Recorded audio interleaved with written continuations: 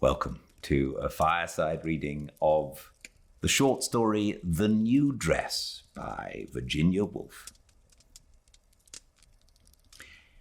Mabel had her first serious suspicion that something was wrong as she took her cloak off, and Mrs. Barnett, while handing her the mirror and touching the brushes and thus drawing her attention, perhaps rather markedly, to all the appliances for tidying and improving hair, complexion, clothes which existed on the dressing table, confirmed the suspicion that it was not right. Not quite right, which was growing stronger as she went upstairs and springing at her with conviction as she greeted Clarissa Dalloway. She went straight to the far end of the room, to a shaded corner where a looking-glass hung, and looked.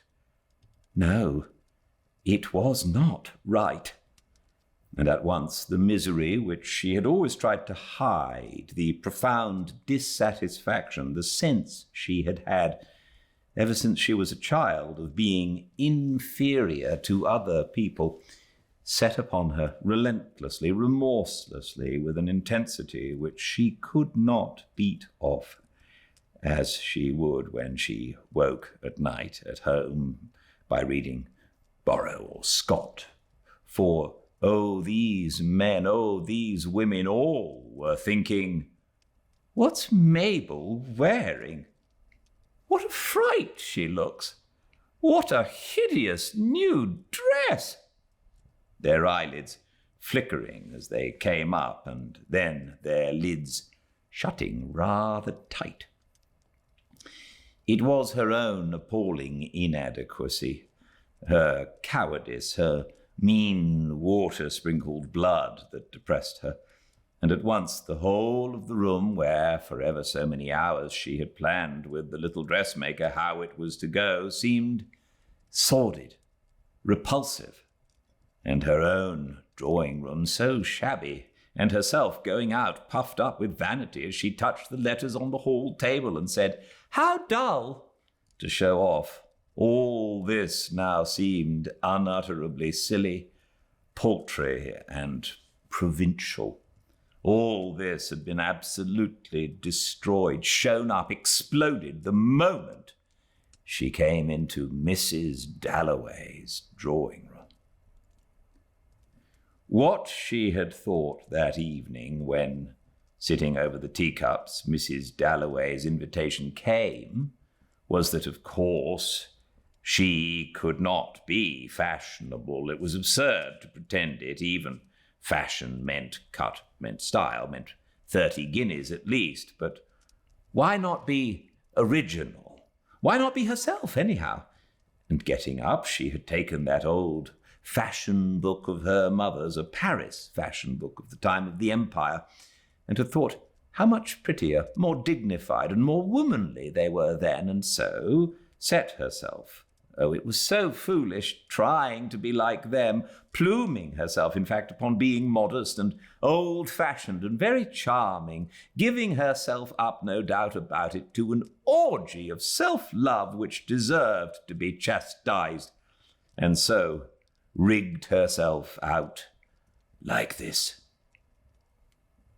But she dared not look in the glass. She could not face the whole horror, the pale yellow, idiotically old-fashioned silk dress with its long skirt and its high sleeves and its waist and all the things that looked so charming in the fashion book, but not on her, not among all these ordinary people. She felt like a dressmaker's dummy standing there for young people to stick pins into. "But, my dear, it's perfectly charming," Rose Shaw said, looking her up and down with that little satirical pucker of the lips which she expected, Rose herself being dressed in the height of the fashion, precisely like everybody else was, always. "We are all like flies trying to crawl over the edge of the saucer," Mabel thought, and repeated the phrase as if she were crossing herself, as if she were trying to find some spell to annul this pain, to make this agony endurable. Tags of Shakespeare, lines from books she had read ages ago, suddenly came to her when she was in agony, and she repeated them over and over again. "Flies trying to crawl," she repeated. If she could say that over often enough and make herself see the flies, she would become numb, chill, frozen, dumb. Now she could see flies crawling slowly out of a saucer of milk with their wings stuck together, and she strained and strained, standing in front of the looking-glass, listening to Rose Shaw, to make herself see Rose Shaw and all the other people there as flies, trying to hoist themselves out of something or into something meager, insignificant, toiling flies. But she could not see them like that, not other people. She saw herself like that. She was a fly, but the others were dragonflies, butterflies, beautiful insects, dancing, fluttering, skimming, while she alone dragged herself up out of the saucer. Envy and spite, the most detestable of the vices, were her chief faults. "I feel like some dowdy, decrepit, horrible, dingy old fly," she said, making Robert Hayden stop just to hear her say that, just to reassure herself by furbishing up a poor, weak-kneed phrase, and so showing how detached she was, how witty that she did not feel in the least out of anything. And of course Robert Hayden answered something quite polite, quite insincere, which she saw through instantly, and said to herself directly he went again from some book, "Lies, lies, lies." For a party makes things either much more real or much less real, she thought. She saw in a flash to the bottom of Robert Hayden's heart. She saw through everything. She saw the truth. This was the truth. This drawing room, this self, and the other false. Miss Milan's little workroom was really terribly hot, stuffy, sordid. It smelt of clothes and cabbage cooking, and yet when Miss Milan put the glass in her hand and she looked at herself with the dress on, finished, an extraordinary bliss shot through her heart. Suffused with light, she sprang into existence. Rid of cares and wrinkles, what she had dreamed of herself was there, a beautiful woman, just for a second. She had not dared look longer. Miss Milan wanted to know about the length of the skirt. There looked at her, framed in the scrolloping mahogany, a grey-white, mysteriously smiling, charming girl, the core of herself, the soul of herself. And it was not vanity only, not only self-love that made her think it good, tender, and true. Miss Milan said that the skirt could not well be longer. If anything, the skirt, said Miss Milan, puckering her forehead, considering with all her wits about her, must be shorter, and she felt suddenly, honestly, full of love for Miss Milan, much, much fonder of Miss Milan than of anyone in the whole world, and would have cried for pity that she should be crawling on the floor with her mouth full of pins and her face red and her eyes bulging. That one human being should be doing this for another, and she saw them all as human beings, merely, and herself going off to her party, and Miss Milan pulling the cover over the canary's cage, or letting him pick a hemp seed from between her lips, and the thought of it, of this side of human nature, and its patience, and its endurance, and its being content with such miserable, scanty, sordid little pleasures, filled her eyes with tears. She faced herself straight in the glass. She pecked at her left shoulder. She issued out into the room as if spears were thrown at her yellow dress from all sides. But instead of looking fierce or tragic, as Rose Shaw would have done, Rose would have looked like Boadicea. She looked foolish and self-conscious, and simpered like a schoolgirl, and slouched across the room, positively slinking as if she were a beaten mongrel, and looked at a picture, an engraving, as if one went to a party to look at a picture. Everybody knew why she did it. It was from shame, from humiliation. But in her yellow dress tonight, she could not wring out one more drop. She wanted it all for herself. She knew. She kept on looking into the glass, dipping into that dreadfully showing up blue pool, that she was condemned, despised, left like this in a backwater because of her being like this, a feeble, vacillating creature. And it seemed to her that the yellow dress was a penance which she had deserved. And if she'd been dressed like Rose Shaw in lovely clinging green with a ruffle of swan's down, she would have deserved that, and she thought that there was no escape for her, none whatever. But it was not her fault altogether, after all. It was being one of a family of 10, never having money enough, always skimping and paring, and her mother carrying great cans, and the linoleum worn on the stair edges, and one sordid little domestic tragedy after another. Nothing catastrophic. The sheep farm failing, but not utterly. Her eldest brother marrying beneath him, but not very much. There was no romance, nothing extreme about them. All they petered out respectably in seaside resorts. Every watering place had one of her aunts, even now asleep in some lodging with the front windows not quite facing the sea. That was so like them. They had to squint at things always.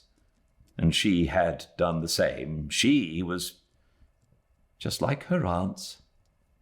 For all her dreams of living in India, married to some hero like Sir Henry Lawrence, some empire builder, still the sight of a native in a turban filled her with romance. She had failed utterly. She had married Hubert, with his safe, permanent underling's job in the law courts, and they managed tolerably in a smallish house, without proper maids, and hash when she was alone, or just bread and butter. But now and then Mrs. Holman was off, thinking her the most dried-up, unsympathetic twig she had ever met, absurdly dressed too, and would tell everyone about Mabel's fantastic appearance now and then, thought Mabel wearing, left alone on the blue sofa, punching the cushion in order to look occupied. For she would not join Charles Burt and Rose Shaw, chattering like magpies and perhaps laughing at her by the fireplace.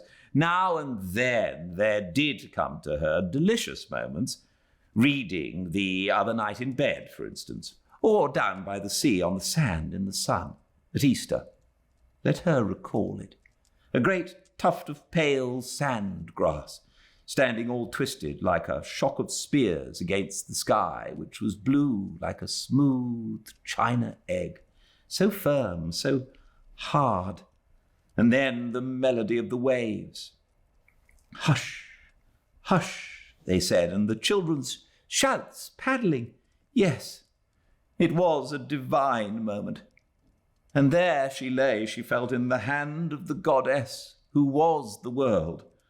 Rather a hard-hearted but very beautiful goddess, a little lamb laid on the altar.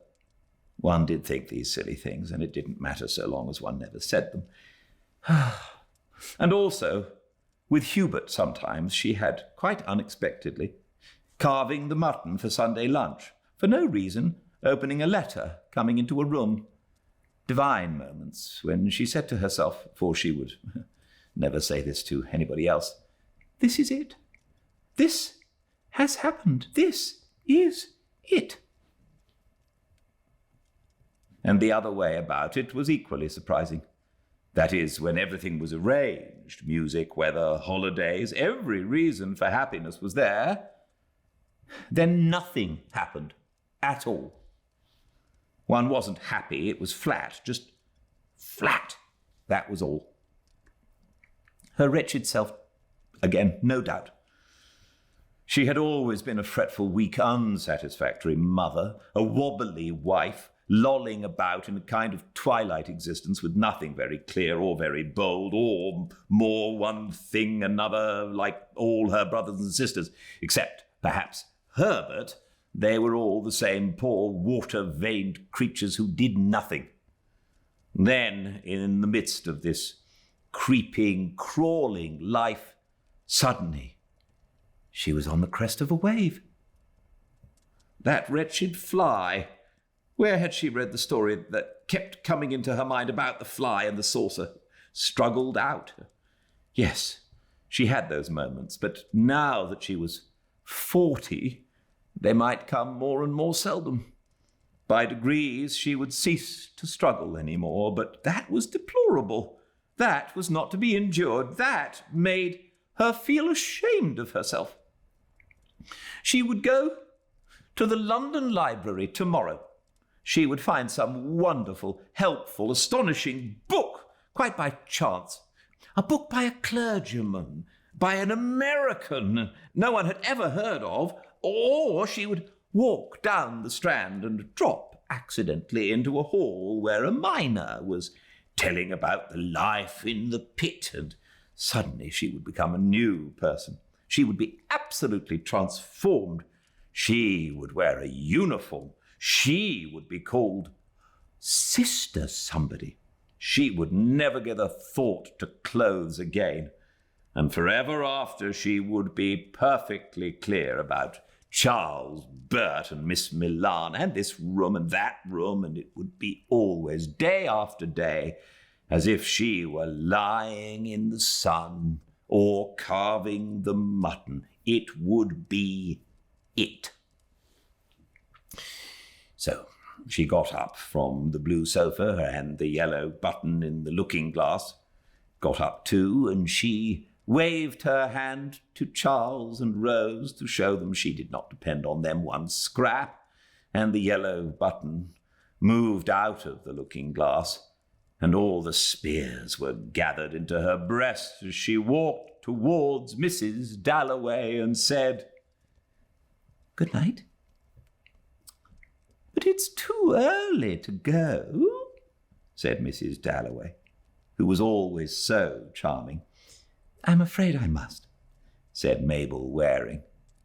"But," she added in her weak, wobbly voice, which only sounded ridiculous when she tried to strengthen it, "I have enjoyed myself enormously." "I have enjoyed myself," she said to Mr. Dalloway, whom she met on the stairs. "Lies, lies, lies," she said to herself, going downstairs, and "right in the saucer," she said to herself, as she thanked Mrs. Barnett for helping her and wrapped herself round and round and round in the Chinese cloak she had worn these 20 years.